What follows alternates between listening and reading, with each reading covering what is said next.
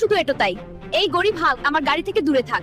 কোথাও তোর চোখে আমার এই নতুন গাড়িটা নোংরা হয় না যায়। এই তালুকদার মেয়েটা তো খুবই অহংকার দেখাচ্ছে রে। একদিন এমন একটা গাড়ি কিনবো পুরো গ্রাম দাঁড়িয়ে দাঁড়িয়ে দেখবে। আরে ম্যাডাম, এই গাড়িটার দাম কত রে? এই গাড়িটা আমি কিনবো যত দামি হোক। খুবই দারুণ গাড়ি রে।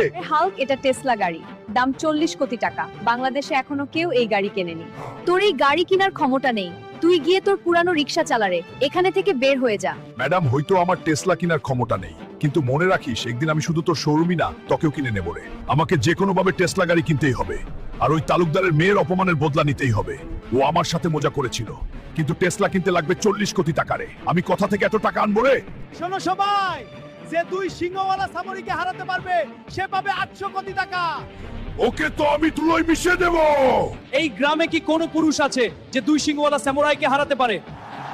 বাংলাদেশে এখনো কোনো মায়ের ছেলে জন্মায়নি যে আমাকে হারাতে পারবে। বাংলাদেশবাসী, আমি এই দুই